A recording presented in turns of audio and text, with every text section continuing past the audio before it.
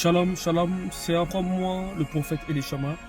Je viens donner un message, une clé à une personne. Quelle est la clé que j'aimerais te donner? Dans le lieu où tu es, tu dois comprendre une chose. Pourquoi tu n'arrives pas à monter dans la spiritualité? C'est les murs de ton raisonnement, les enseignements que tu as reçus. Dieu veut t'emmener dans une autre dimension, à condition que tu sois en mouvement avec le Saint-Esprit. Je m'explique. Le Dieu que nous servons est un Dieu de mouvement. L'Église n'est pas rentrée encore dans la maturité des miracles et des prodiges de l'Ancien Testament parce qu'elle n'a pas suivi le mouvement du Seigneur Dieu Tout-Puissant. Ce que je vais dire va choquer beaucoup de personnes. Savez-vous que lorsque Abraham était assis avec sa femme, il a vu le Seigneur partir dans un endroit. Ça veut dire que le Seigneur était en mouvement. Il a fallu que Abraham ait la vision pour comprendre et suivre le mouvement du Seigneur. C'est lorsque Abraham a appelé et s'est rapproché du Seigneur, et ça veut dire qu'il s'est connecté au mouvement de Dieu, qu'il a eu la révélation, non seulement la révélation pour Sodome et Gomorrhe, mais la révélation aussi pour la fécondité de sa femme. L'Église n'avance pas parce que Dieu a besoin de vaisseaux, de véhicules, des gens qui vont se mettre à part, des gens qui vont accepter de devenir fous aux yeux du monde et de payer le prix dans le secret pour acquérir une autre forme de force spirituelle. Écoutez-moi très bien.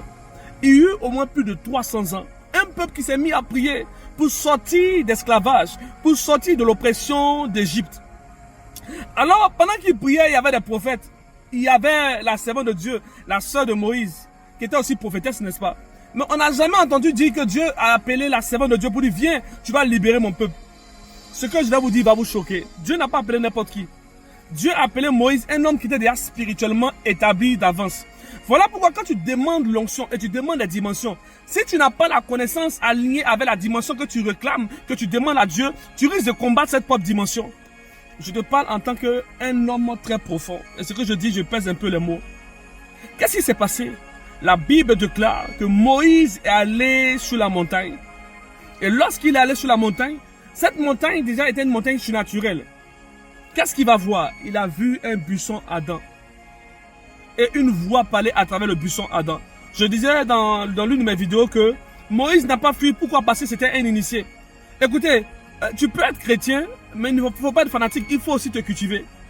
Autrefois, on appelait Pharaon celui qui avait le degré de divinité. Ça veut dire que Pharaon se prenait pour un dieu. Donc ça veut dire que dans chaque loge, dans chaque communauté, il y a un nom qui est relié à une définition de ce nom ou une vibration de ce nom. Donc Moïse avait atteint une dimension où il recherchait le véritable Dieu. Lorsqu'il rencontre le buisson Adam, il n'est pas étonné parce qu'il est habitué à voir les choses surnaturelles. Écoutez, c'est pas pour ne rien que lorsque lui-même il arrive devant Pharaon et qu'il manifeste le miracle avec le serpent, les magiciens ne sont pas étonnés. Il fallait un miracle un miracle plus grand que le miracle du serpent pour pousser les Égyptiens et les magiciens à croire que Moïse vraiment avait trouvé la source. Imaginons un homme qui est sorcier, qui vient devant ses frères et ses confrères qui dit non, j'ai trouvé la source. Mais ils vont rire. Mais lorsque Moïse a commencé à atteindre des dimensions de divinité, les choses ont commencé à changer. Bien-aimé de Dieu, c'est pas par hasard que Dieu a dit je te ferai Dieu devant Pharaon.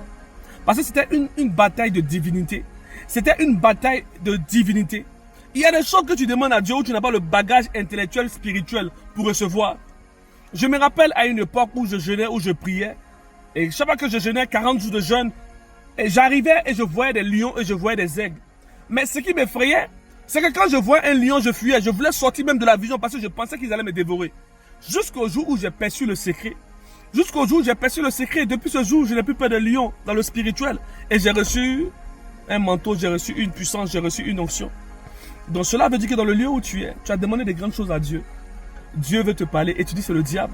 Comme par exemple, une personne qui dit que si, comment dirais-je, tu sens une pression sur toi, cela veut dire que c'est l'esprit de mort qui te contamine. Mais nous qui sommes profonds, qui sommes prophètes, nous on n'a pas signé de contrat avec l'esprit de mort. Cela veut dire que nous savons qu'il est écrit qu'un homme comme Ézéchiel, un homme d'Estase dit que l'homme de l'Éternel est descendu sur lui. Il a senti comme un être rentré en lui, un esprit rentré en lui. Il ne pouvait pas nominer l'esprit parce qu'il ne savait pas c'était quoi. C'était nouveau pour lui. Mais lorsqu'il a vieilli dans son expérience spirituelle, il pouvait dire que la main de l'Éternel était sur moi. Les paradevosha.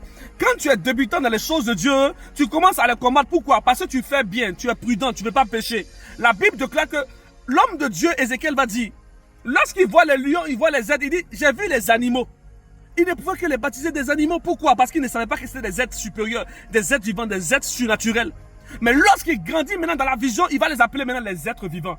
Cela veut dire qu'aujourd'hui, tu combats des choses que nous enseignons aujourd'hui. Tu nous combats pourquoi? Parce que tu es encore derrière. Et nous sommes déjà à une autre dimension. Écoute-moi très bien. Lorsque Moïse savait toutes ces choses et qu'il a rencontré l'Éternel, il a dit, donne-moi des signes. Afin que lorsque je vais aller vers mon peuple, ils sauront que vraiment que tu es avec moi. Amen. Tu as besoin de signes. Tu as besoin d'être distingué par la puissance de Dieu. J'ai beaucoup à dire sur plusieurs sujets. Écoutez-moi très bien. Quand je regarde des personnes en train de faire des débats théologiques sur les anges, sur, comment dirais-je, il y a plusieurs débats. Je me dis que l'église n'a pas encore grandi. Écoutez, si vous cultivez, ceux qui sont initiés savent. Vous savez pourquoi les initiés ne veulent pas revenir en Christ? Je vais vous dire pourquoi.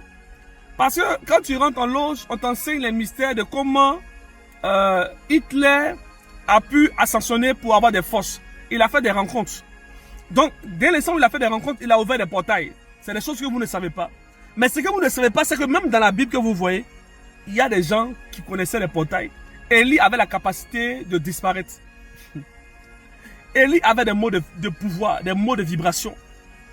Élie avait la capacité de disparaître. Voilà pourquoi j'ai dit à l'une de mes filles, n'aie pas peur lorsque tu montes en dimension. La Bible déclare que l'un des disciples qui était proche de Jésus-Christ a dit qu'il y a eu des moments où Jésus-Christ disait Talita Kumi et Fata.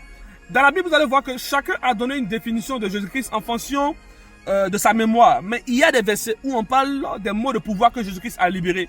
Regardez encore dans le livre de Daniel, la Bible déclare que un doigt, une main, ce qu'on appelle le doigt de Dieu, va se lever et écrire un mot. C'est Méné, Tekele, Ophachi. Mais ces mots de pouvoir étaient des activations. Il fallait un homme aiguisé spirituellement pour expliquer cela. Ils ont appelé les mages, ils n'ont pas pu. Il fallait un homme profond. Dans cette génération, Dieu ne peut pas se révéler à vous parce que vous n'avez pas encore eu la... Vous n'êtes pas cultivé d'une manière spirituelle. Vous êtes dans... Il est écrit, il est écrit. Écoutez, le diable connaît la Bible. La Bible n'est que la base. Afin que lorsque tu rentres dans le domaine spirituel, tu saches au moins avec qui tu parles. Les varadavache de lebros canamantos, les pradikadosh et les veretus, les bradik de l'eau, shamanaka deva avayavia. Voilà pourquoi j'aimerais dire ici à une personne qui est surnaturelle. Tu vois des visions étranges où tu manifestes l'onction en rêve. Mais tu n'arrives pas à décoller, tu n'arrives pas à grandir, tu n'arrives pas à impacter ta génération. Pourquoi? C'est la peur, c'est le raisonnement. C'est le raisonnement. Laisse Dieu te toucher. Quand je rencontre les hommes de Dieu et que je parle des expériences, des stages que j'ai reçus, et je vois un peu les manières d'être incrédules, je me rends compte qu'ils ne sont pas réellement des hommes de Dieu. Écoutez-moi très bien. Dans cette génération, beaucoup de gens ont étudié la théologie. Ces gens-là ont aimé tellement Dieu qu'ils sont allés étudier Dieu. Mais malheureusement, ils ne comprennent rien de Dieu, parce qu'ils n'ont pas l'essence de Dieu en eux. Voilà pourquoi ceux qui sont intelligents sont les gens du ténèbre, parce qu'eux-mêmes savaient qui sont les vrais hommes de Dieu. La Bible déclare que Paul passait, les hommes de Dieu passaient, mais on ne savait pas qui ils étaient. Jésus-Christ passait, mais les gens ne croyaient pas qu'il était le Messie. Mais les démons avaient la crainte de Jésus-Christ. Les démons avaient peur de Paul. L'esprit de Python a, lui, vu Paul passer et a dit que celui-là est le serviteur du Dieu très haut. Cela veut dire que les sorciers, les initiés savent ceux qui sont réellement les enfants de Dieu. Dans le lieu où je suis un jeune, je prie que la faveur de Dieu soit avec toi. Dans le lieu où tu es, Dieu a besoin des hommes profonds, des gens qu'on soit de lui. Dieu a besoin des gens qui vont se lever tard la nuit pour chercher Dieu. Enlève la peur en toi. Le véritable code de l'éveil spirituel. Détruis ta peur. La peur t'empêche de monter dans la présence de Dieu. Je prie pour toi, là où tu es connecté à la présence de mon Dieu. Si mon témoignage est vrai, si je suis un homme de mystère, là où tu es connecté, dis Saint-Esprit de Dieu. Si cet homme est ton serviteur, daigne me faire expérimenter l'une des expériences qu'il a expérimentées. Seigneur Dieu, si cet homme est réellement, Père, c'est mon Dieu, ton serviteur, toi le Dieu de la Bible, daigne me visiter maintenant. C'est fait. Reçois cela. Sois téléporté dans le règne de l'Esprit et reviens avec un témoignage en commentaire. Que mon Dieu te bénisse. Bientôt, je viendrai avec un message pour vous sur les différents corps spirituels, les corps de gloire. Oui, vous ne savez pas que les hommes, les paradabachara. D'ailleurs, rabaché de l'hébrose, que Dieu vous bénisse.